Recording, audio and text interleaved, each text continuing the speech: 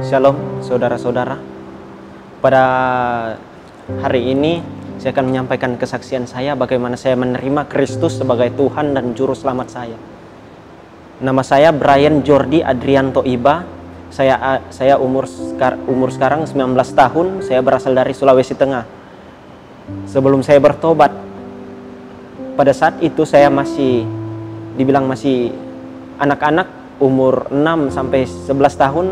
Saya lahir dari keluarga Muslim dan saya tidak percaya sama sekali dengan Yesus. Saya juga sama sekali tidak pernah terpanggil menjadi hamba Tuhan atau seorang pendeta. Dan ketika itu Tuhan memanggil saya dengan cara yang unik, sangat unik sekali. Dulu ibu saya seorang Kristiani juga, tapi karena kekayaan yang dimiliki oleh ayah saya, ibu saya berani menjual Yesus. Dia menikah dengan ayah saya sehingga dia menjual imannya, dan ketika itu saya dilahirkan juga.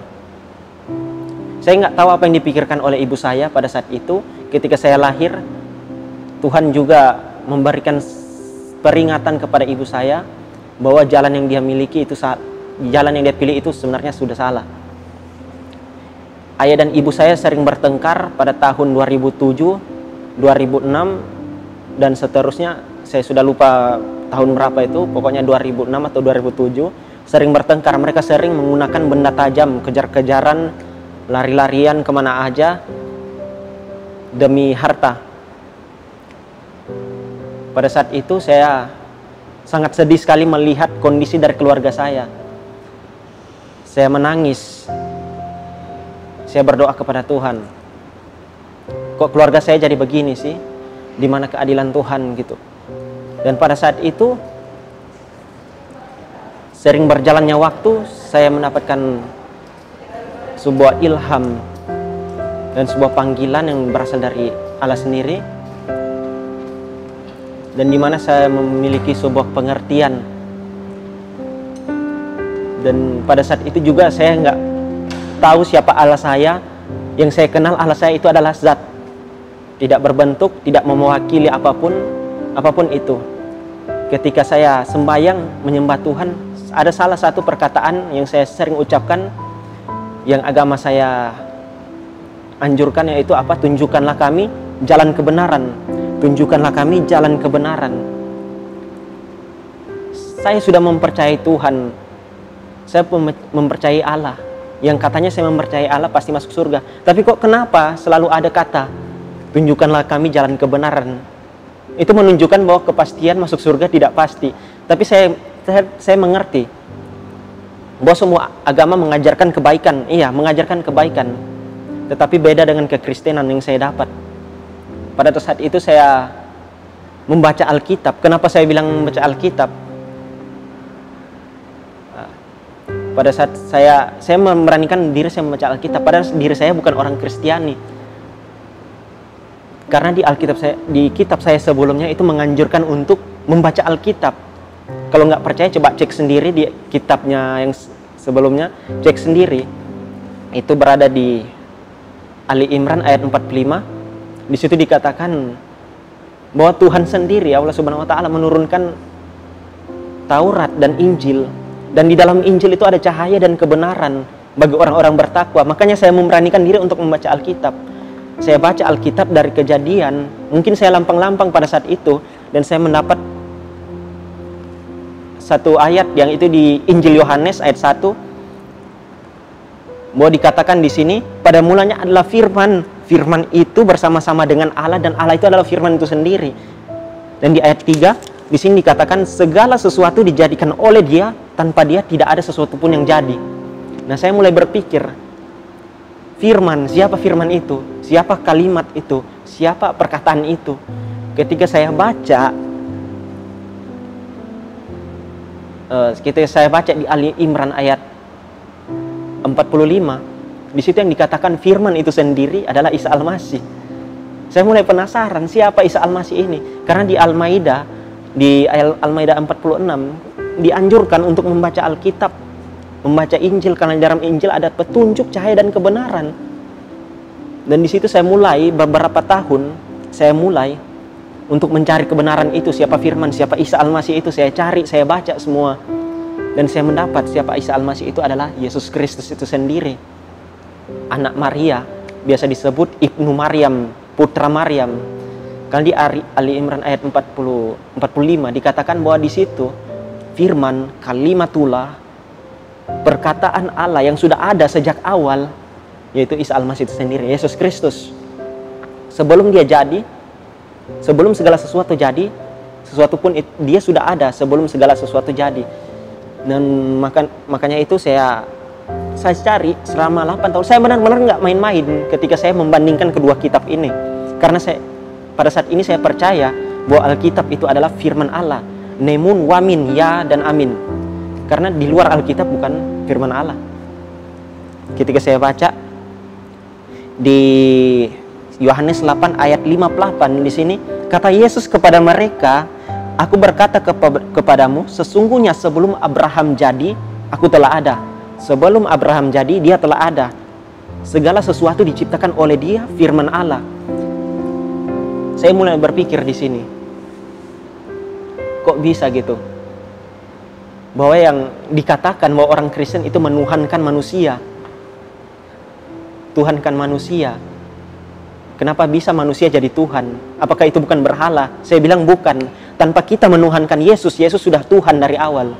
Tanpa dia menjadi manusia, dia sudah Tuhan dari awal. Karena dia adalah Allah itu sendiri, firman Allah. Jadi pas saya mengerti apa itu kekristenan, siapa Isa Al-Masih itu, siapa Yesus Kristus itu, pikiran saya mulai terbuka. Tapi pada saat itu saya belum nggak kepikiran bahwa saya akan menjadi hamba Tuhan. Selama seling waktu itu berjalan, ketika saya bertobat sesungguhnya itu pada saat saya SMP. Saya menerima Yesus. Saya banyak memberitakan Yesus, siapa firman Allah itu sendiri. Karena Allah yang kita pahami sekarang adalah Allah yang sebenarnya, gitu.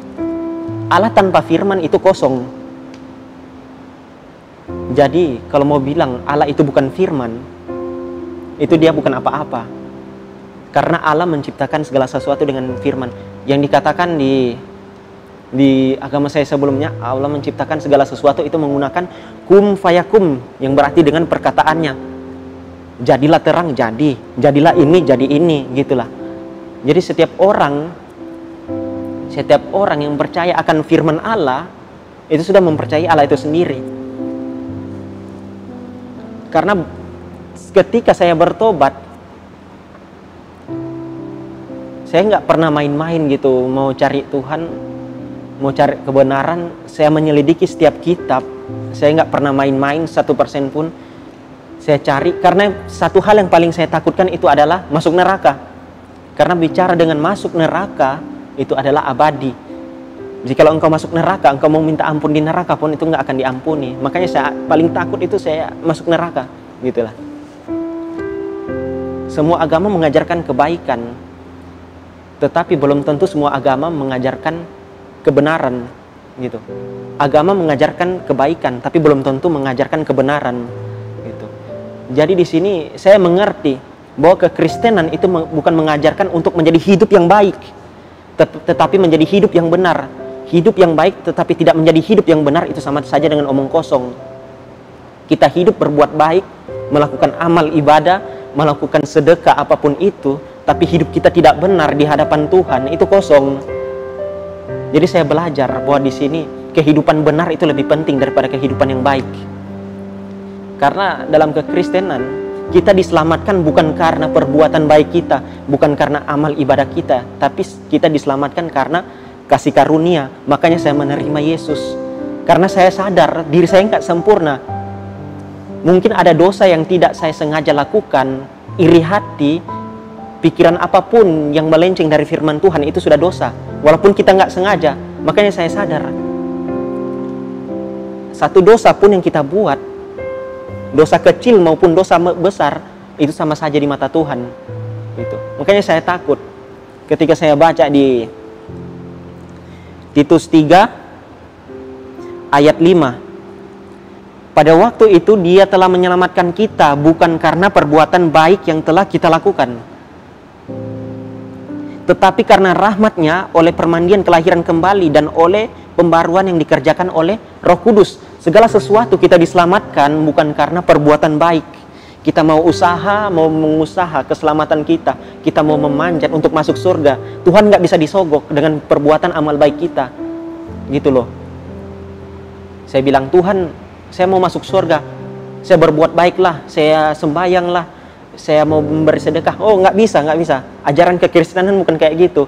Keselamatan itu diperoleh karena kasih karunia. Tuhan nggak bisa disogok. Karena Allah orang Kristen itu nggak bisa disogok. Lo mau sogok dengan perbuatan baik, lo mau sogok dengan amal ibadah, itu nggak bisa. Keselamatan terjadi ketika lo mengaku Yesus sebagai Tuhan dan Juru Selamat. Karena kalau engkau nggak mengaku Yesus sebagai Tuhan dan Juru Selamat, engkau nggak selamat. Karena pribadi Allah itu dalam Yesus. Kalau engkau nggak mengaku Yesus, engkau menyembah Allah yang salah. Pemikiranmu terhadap Allah, pemahamanmu terhadap Allah melenceng ke kiri, melenceng ke kanan, bukan Allah yang lurus, gitu. Makanya saya sadar bahwa diri saya nggak sempurna, diri saya nggak bisa dibilang suci lah, nggak bisa dibilang kudus. Makanya saya sadar, karena saya sadar saya menerima Yesus, bukan karena perbuatan saya, bukan karena amal ibadah saya, melainkan anugerah Tuhan. Oleh darah Yesus saya ditebus, bukan oleh perbuatan saya ditebus. Karena usaha manusia tidak menghasilkan apapun. Kita manusia, kita nggak bisa menebus dosa kita nggak bisa tebus sendiri. Tuhan nggak bisa disogok. Makanya itu, melalui Yesus, melalui penebusan, dosa apa yang kau lakukan, dosa ketika apapun itu, dosa itu udah diselesaikan sama Yesus. Bukan berarti ketika kita ketika kita menerima Yesus kita seenak saja berbuat dosa, enggak. Perbuatan baik dilakukan ketika kamu telah diselamatkan. Ketika kamu telah diselamatkan sebagai ucapan pembuktian, makanya ada buah-buah roh, pembuktian ketika kamu sudah diselamatkan, itu perbuatan baik. Itu pembuktiannya. Berjalannya waktu, saya belajar tentang firman Tuhan, bahwa saya percaya Alkitab adalah firman Allah, nemun wamin, ya dan amin. Mungkin apa yang saya alami dulu, ayah saya suka main perempuan, ibu saya juga nggak jelas pada saat itu, tapi alhamdulillah lah, puji Tuhan, bahwa ibu saya sudah menerima Yesus dengan sungguh-sungguh. Tapi saya nggak tahu dalam hatinya gimana, tapi saya yakin dan percaya ibu saya sudah menerima Yesus dengan sungguh-sungguh. Gitu. Apapun yang saya lakukan dulu, apapun kehancuran keluarga saya bersyukur. Kalau misalnya Tuhan tidak menegur saya melalui masalah itu, pasti saya nggak akan selamat pada saat ini. Saya berdiri di sini karena pencobaan itu. Karena segala sesuatu yang dilakukan Tuhan. Karena segala sesuatu yang Tuhan lakukan itu baik apa adanya. Jadi apapun engkau, ketika keluargamu jatuh, keluargamu ketindas, itu bukan berarti Tuhan nggak sayang. Ada sesuatu di balik semua itu, sesuatu di balik semua pencobaan itu, ada rahasia Tuhan di balik itu. Kita diproses, diuji, biar kita tahan banting gitu. Tahan banting. Ketika saya menerima Yesus, sebelum saya menerima Yesus, bahwa kitab saya menjelaskan bahwa Allah itu nggak punya anak. Yes, saya terima itu, bahwa Allah nggak punya anak sama sekali, benar. Dan kita sebagai hamba-hamba Tuhan, kita nggak disebut anak. Pada saat sebelum saya bertobat, sebelum saya menjadi Kristen, kita nggak disebut anak-anak, tapi hamba. Apa itu hamba? Hamba itu budak. Kita hanya sebatas budak. Yang kita lakukan adalah apa? Perbuatan dan amal ibadah dan yang baik. Apapun yang baik di mata Tuhan kita harus lakukan. Tapi belum tentu menjamin keselamatan, ya. Belum menjamin keselamatan. Makanya kita disebut hamba, atau berarti budak. Ketika saya baca Alkitab, bahwa ketika di Injil Yohanes mengatakan ketika kita menerima Yesus, kita diberikan kuasa menjadi anak-anak Tuhan, gitu. Menjadi anak-anak Allah, gitu. Saya mulai berpikir, bagaimana mungkin seorang bapa tidak mengasihi anaknya, dan bagaimana mungkin seorang anak tidak mengasihi bapaknya, gitu. Tapi Belum tentu seorang tuan mengasihi budaknya. Bisa saja seorang tuan menjual budaknya. Makanya saya pilih Kristen. Makanya saya lebih memilih Kristen karena saya diangkat menjadi anak. Saya nggak mau kalau saya cuma menjadi hamba. Saya mau kalau saya menjadi anak. Karena ketika saya menjadi anak, saya mempunyai hubungan intim, hubungan yang lebih dekat lagi bersama dengan Bapa saya, yaitu Yesus Kristus, yaitu Allah itu sendiri. Karena pasti dijamin 100% Bapa mengasihi anak dan anak pasti mengasihi Bapanya. Itu nggak bisa dihindari. Dalam kesaksian saya berjalan seiringnya waktu, jatuh bangun hidup saya, mungkin pada saat ini saya singkat kesaksian saya sangat singkat sekali, karena kalau mau dibicarakan panjang, buku pun menulis kesaksian saya itu tidak cukup gitu. Jadi berjalannya waktu, seiringnya waktu berjalan, SMP, SMA. Pada saat SMA itu pertama kali saya bertobat, sungguh-sungguh menerima Yesus. Saya berhenti untuk membanding-bandingkan kitab. Karena final dari kebenaran itu Alkitab itu sendiri. Final dari kebenaran, Alkitab tidak bisa didebatkan. Karena ini final dari kebenaran sesungguhnya. Firman Allah itu final. Jadi saya mempercayai bahwa Alkitab itu firman Allah. Dari apa yang saya baca, apa yang saya renungkan, kualitas Alkitab itu teruji. Maupun itu tentang kesaksian, maupun itu tentang pencobaan, semuanya ada di Alkitab gitu. Saya menangis ketika saya melihat pertobatan Ayub yang ceritanya Ayub adalah orang yang soleh, orang yang takut akan Tuhan, tapi bagaimana Tuhan tetap memberikan dia pencobaan gitu. Mungkin pencobaan itu bisa dibilang lah bukan Tuhan yang melakukan pencobaan itu, tetapi Tuhan mengizinkan pencobaan itu masuk dalam hidupnya Ayub gitu. Tuhan mengizinkan, bukan berarti Tuhan nggak sayang. Tuhan mengizinkan biar kita tahan uji gitu. Maupun itu agama Kristen, maupun itu agama Islam, maupun itu agama Buddha, maupun itu agama Hindu, ateis sekalipun, itu sudah ada jalan ceritanya masing-masing yang dibagikan oleh Tuhan. Makanya Tuhan disebut adil. Rezeki orang Islam, rezeki orang Kristen, rezeki orang Buddha, itu sudah dibagi-bagi. Tapi soal keselamatan beda. Ketika kita di dunia ini, semua orang itu dibagi rata adil. Makanya bisa dibilang ada orang Kristen yang nggak sukses, ada orang Kristen yang sukses. Begitupun juga dibilang ada orang Buddha yang sukses, ada orang Buddha yang nggak sukses. Ada yang miskin, ada yang kaya. Ketika kita di dunia ini, di mata Tuhan semua kita sama. Agama apapun itu sama kita semua. Titel apapun kita itu sama. Makanya Tuhan disebut Tuhan yang adil. Ada yang kaya, ada yang miskin. Makanya coba pikir. Misalnya semua orang di dunia ini kaya. Misalnya semua orang di dunia ini kaya gitu. Bisa dibilang nggak ada pengusaha kaki lima, nggak ada pengusaha yang di toko-toko. Nah terus kebutuhan yang kita miliki, misalnya tukang padi, tukang apalah, kita mau membutuhkan kepada siapa gitu. Kita nggak perlu pekerja lagi. Yang ada sisa apa? Sisa uang gitu. Kita full dengan kekayaan kita. Tapi udah nggak ada lagi orang yang misalnya gimana ya? Bisa dibilang lah tukang padi, tukang kebun lah, udah nggak ada karena semua orang udah kaya, udah nggak butuh itu lagi. Gimana kita mau hidup? Makanya Tuhan membagi-bagi, ada yang kaya, ada yang miskin, ada yang bisa main gitar, ada yang bisa main drum, ada yang bisa nyanyi, ada yang bisa main keyboard. Makanya Tuhan bagi-bagi gitu. Makanya Tuhan adil. Tetapi ketika kita mati, keselamatan itu beda. Orang mati ketika dia sudah menerima Yesus sebagai Tuhan Juru Selamat, saya yakin jamin 100% orang itu tidak akan dikecewakan. Tapi ketika seseorang yang belum menerima dan bisa dibilang belum LB, saya yakin dia akan menyesali segala sesuatu apapun itu dalam hidupnya. Sekalipun walaupun dia berbuat baik, walaupun dia melakukan apapun, amal pun itu, tapi ketika dia tidak menerima Yesus Kristus sebagai Tuhan, itu sia-sia, semua kosong gitu. Orang ateis pun bisa berbuat baik. dukun pun bisa berbuat baik. Siapapun bisa berbuat baik, gitu. Tetapi yang beda ketika kau menerima Yesus. Ketika kau menerima Yesus, saya yakin 100% akan selamat.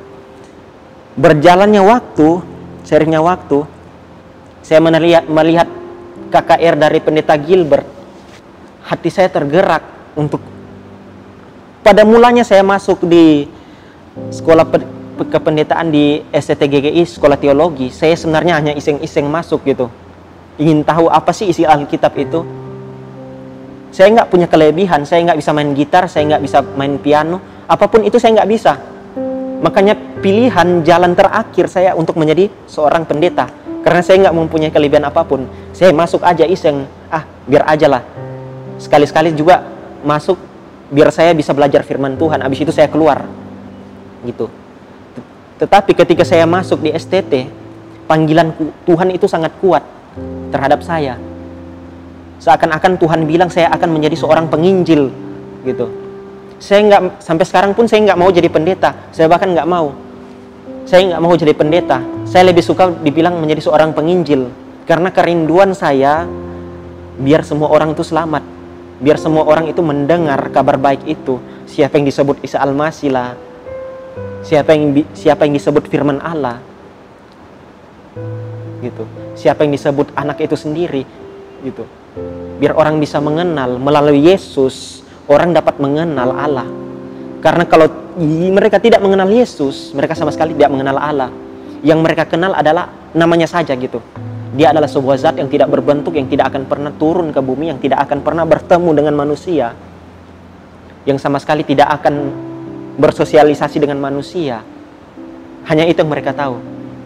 Tapi ketika mereka terima Yesus, apapun agamanya, karena saya berani jamin, agama tidak menjamin keselamatan. Karena Tuhan tidak pernah menciptakan agama. Saya berani jamin itu. Tuhan nggak pernah menciptakan agama.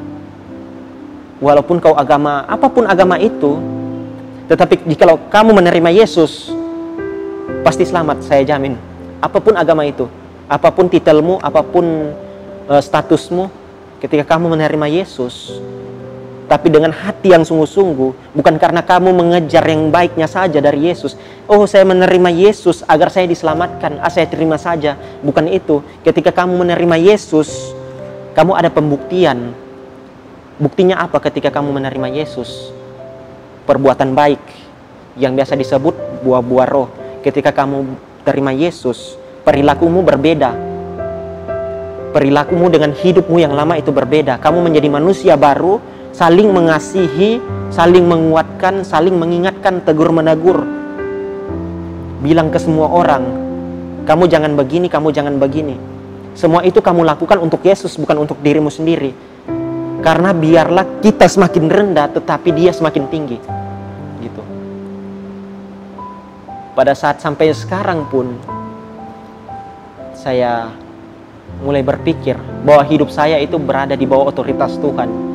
Saya melakukan segala sesuatu karena Yesus Kristus. Mungkin saya nggak banyak bercerita lagi.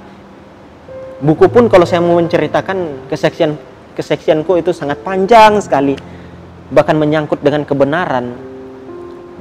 Dari bagaimana Allah memperkenalkan dirinya. Bukan hanya dalam Alkitab. Allah bisa memakai kitab apapun untuk bersaksi. Maupun itu kitab Weda, Tuhan bisa pakai untuk menyatakan dirinya. Maupun itu kitab apapun itu, maupun itu melalui ilmu pengetahuan, Tuhan bisa menyatakan dirinya melalui itu semua.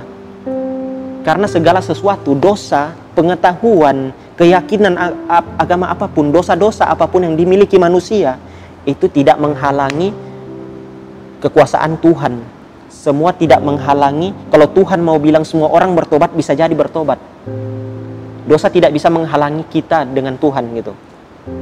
Karena kita diselamatkan bukan karena perbuatan baik, melainkan karena anugerah. Jadi saudara-saudara, pada saat ini saya mau mengingatkan, ketika kamu menerima Yesus, bukan berarti kamu telah memperberhalakan sesuatu, mempertuhankan segala sesuatu. Enggak. Sebelum Yesus datang ke dunia, sebelum Yesus turun ke dunia ini, Dia sudah Tuhan dari awal. Kita bukan mempertuhankan manusia, kita mempertuhankan yang memang sudah Tuhan dari awal. Gitu. Kalau banyak orang bilang orang Kristen mempertuhankan manusia, enggak sama sekali. Enggak sama sekali. Karena sebelum Tuhan lahir menjadi jasmani, menjadi daging seperti kita, dia sudah Tuhan dari awal. Karena itu dia disebut hakim. Dia yang akan datang di zaman akhir zaman nanti, dia akan menghakimi semua kita yang hidup. Karena di ajaran sebelumnya saya diajarkan tidak ada hakim selain Allah itu sendiri. Satu-satunya hakim yaitu hanya Allah sendiri. Nah, pertanyaan saya, siapa itu hakim yang akan datang terakhir itu? Kalau bukan Yesus itu sendiri. Karena tidak mungkin seorang manusia menghakimi manusia. Karena manusia tidak ada yang sempurna. Benar nggak? Benar. Manusia tidak ada yang sempurna. Karena itu Yesus sebagai Tuhan itu sendiri. Karena dia Tuhan, dia itu sempurna. Dia datang, makanya Tuhan menghakimi manusia. Nggak ada namanya manusia menghakimi manusia. Nggak ada. Yang ada Tuhan menghakimi manusia. Gitu. Dan ketika saya sadar, ketika saya mengerti tentang kebenaran firman Tuhan, saya ingin membagikan kepada seluruh dunia. Bukan berarti saya membenci manusia yang di luar Kristen, enggak. Ajaran kekristenan mengajarkan bahwa kita mengasihi semua, walaupun itu musuh kita, maupun itu beda agama, maupun itu beda pemikiran, maupun itu berbeda ideologi. Kita harus mengasihi mereka. Karena itu ajaran Kristen adalah mengasihi. Gitu. Karena segala sesuatu, iman, pengharapan, dan kasih. Dan yang dari tiga itu yang kekal ialah kasih. Iman, pengharapan, dan kasih. Dan yang terutama itulah kasih. Itu ajaran Alkitab. Iman tanpa kasih, itu namanya apa? Nggak ada apa-apanya itu. Pengharapan tapi tanpa kasih, itu juga bukan apa-apa. Makanya kasih itu dibutuhkan dalam kekristenan. Ketika saya sadar, ketika berjalannya waktu, seiringnya waktu, saya ingin bahwa apa yang saya alami, pencobaan apapun itu, keluarga saya begitu hancur. Saya mau bilang kepada saudara-saudara, jangan putus asa. Ada saatnya di mana Tuhan mengangkat kalian, karena waktu Tuhan itu indah pada waktunya. Ketika engkau ditindas, ketika engkau dilecehkan, ketika engkau dicaci maki, ketika engkau diinjak-injak dan dihina, jangan putus asa, bangkit. Berharap kepada Tuhan, minta pertolongan kepada Yesus. Jikalau engkau meminta segala sesuatu dalam nama Yesus, pasti Allah akan mengabulkannya. Gitu. Dalam nama Yesus, saya jamin 100%, jikalau Anda meminta dalam nama Yesus, Allah pasti akan mengabulkannya. Saya jamin 100%. Karena dalam pengharapan iman kekristenan, pengharapan kita itu hanya di dalam Yesus. Karena inti utama dari kekristenan, sentral yang utama dari kekristenan hanya Yesus. Ketika berjalannya waktu, saya ditindas apapun itu. Saya juga orangnya bisa dibilang goblok lah, nggak tahu apa-apa lah dalam sekolah saya. Tetapi kok Tuhan bisa memakai saya gitu. Tetapi kok Tuhan bisa menarik saya. Saya orang pendosa. Segala dosa apapun itu, kecuali narkoba, saya sudah pernah lakukan. Tapi kecuali narkoba dengan seks bebas, itu nggak pernah saya lakukan, dua dosa itu. Tetapi dalam yang lain-lain udah saya pernah lakukan. Melawan orang tua lah, mencuri lah, mabuk-mabukan lah, apapun itu sudah saya pernah lakukan. Dosa apa yang saya nggak pernah lakukan kecuali narkoba dan seks bebas? Saya nggak pernah lakukan, saya nggak pernah sentuh itu sama sekali, gitu. Tetapi kok Tuhan tetap memilih saya? Gitu. Terkadang kita berpikir gitu, hidup saya hancur kok, iblis terus menindas. Engkau sudah jadi pendosa yang besar, engkau nggak mungkin diselamatkan. gak usahlah kau berharap gitu. Iblis terus menindas. Jangan biarkan iblis menindasmu. Engkau bangkit, usahakan dirimu agar tetap berjuang dalam keselamatanmu. Hidup suci, hidup kudus, perjuangkan. Gitu. Perjuangkan, walaupun engkau tetap jatuh, tetap bangkit.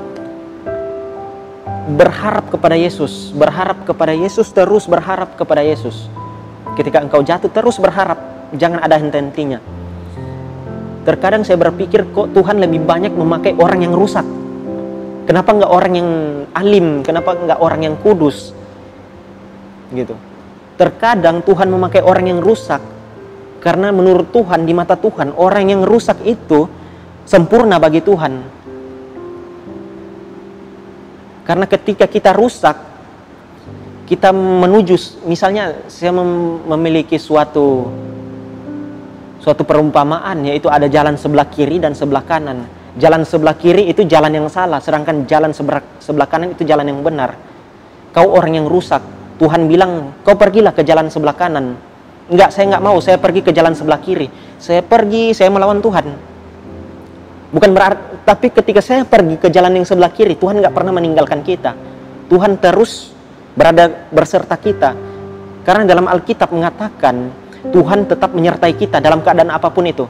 Kita pergi ke sebelah kiri, ketika kita pergi ke sebelah kiri, jalannya mentok, udah nggak ada lagi. Saya menyesal kepada Tuhan, gitu. Aduh Tuhan, saya menyesal pergi ke sebelah kiri. Mendingan saya nggak pergi ke jalan sebelah kiri. Saya lebih baik dulu saya pilih pergi ke jalan sebelah kanan. Saya menangis, saya balik kepada Tuhan.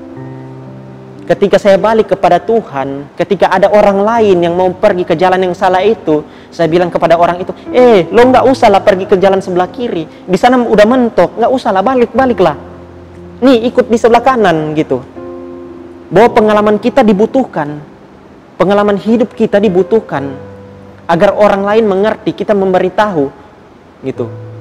Bahwa di jalan ini sudah mentok, nggak usahlah kau ke sebelah kiri, di sebelah sini, pergilah di sebelah sana, karena di sebelah sana ada jalan yang lebih penuh pengharapan. Pergilah ke jalan sebelah kanan sana, nggak usahlah kau pergi ke sini, balik, karena saya sudah pernah mengalami gitu.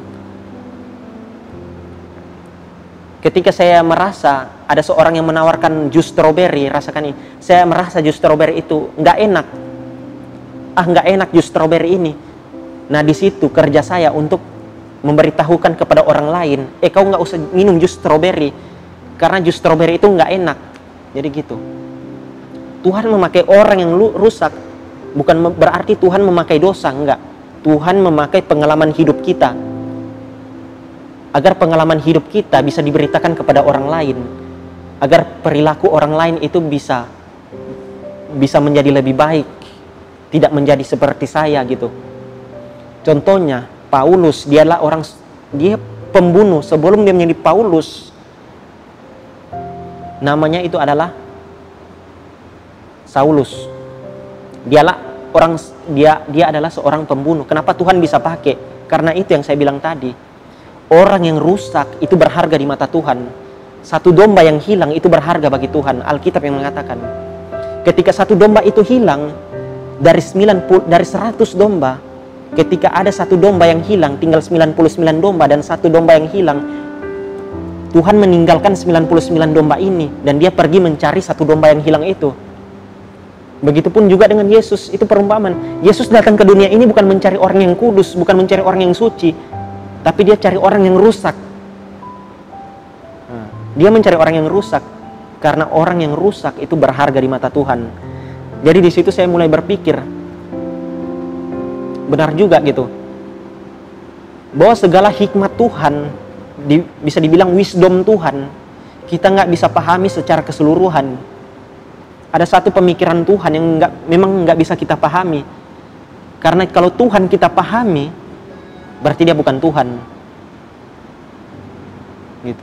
Karena saking nggak terbatasnya pemikiran Tuhan, kita nggak bisa pahami pemikiran Tuhan, karena pemikiran Tuhan itu nggak terbatas, pikiran kita nggak sampai gitu. Ketika saya sudah bertobat menjadi hidup baru, saya memberanikan diri saya untuk membuat komitmen bahwa saya akan menjadi seorang penginjil.